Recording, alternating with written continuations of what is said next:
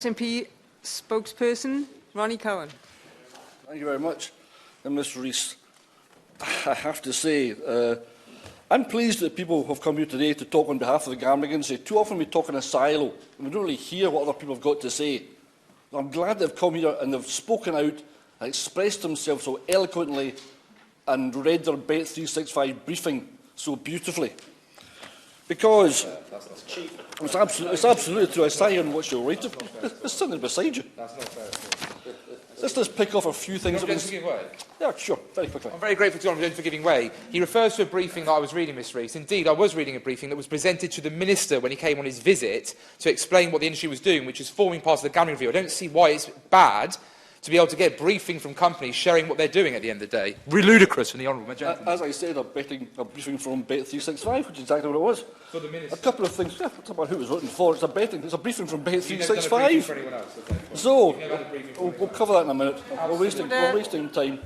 Thank you. 66% of Norwegian gambling is on the black market. Not true. No, it's not true. In Norway, we're not trying to replicate Norway here. In Norway, gambling is state monopolised.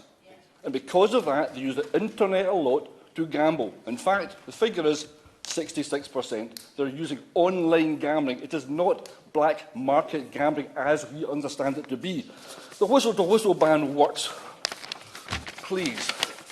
Stirling University carried out a survey that said they covered 5 football matches with a whistle-to-whistle ban and said during that time they recorded 2,000 gambling marketing references. Clearly not working and not protecting those people it's supposed to protect. The APPG for gambling-related harm. We've spoken to all the chief executives of the big gambling firms. We've listened to what they've got to say. We've spoken to gamblers who gamble every day and do not have a problem with gambling, or we're not trying to step on their toes. If you want to gamble, you're comfortable, gamble. We are not prohibitionists. We've spoken to people who control the provision and the support for people with addiction. We've spoken to academics and we've spoken to addicts. We've spoken to people whose lives have been destroyed by the gambling industry. That's the rounded, responsible way to go about forming a view on this topic, not to sit here and read your briefing from a gambling firm. And also there's a number of other figures that were being chucked around, a few figures were quoted today, and they came straight from the Politics Home article by Malcolm Duggar, CEO of the Betting and Gaming Council. I've got on this now. It's also interesting, I noted as we started, I'm not accusing anybody in this room, absolutely nobody in this room, but I do know that if you look at the number of people who are supporting the gambling industry, a number of them, elected MPs, are well funded by the gambling industry to do so. But when you look at the people who are fighting to reform gambling, make it a safer environment for all of our constituencies, no money changes hands there. So, the film, Erin Brockovich, tells the true story of a campaign against the practices of the Pacific Gas and Electric Company, who had illegally dumped hexavalent chromium, a deadly toxic waste, and in turn poisoned the residents in the area. For most people, it's inconceivable that directors sitting in the boardroom of a large, successful company would allow anyone such damage, would allow any such behaviour in the full knowledge of the harm they are doing. But it's not a unique case.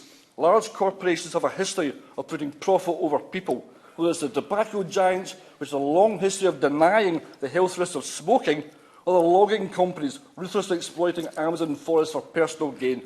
In this aspect, industry and politics share the same dynamics.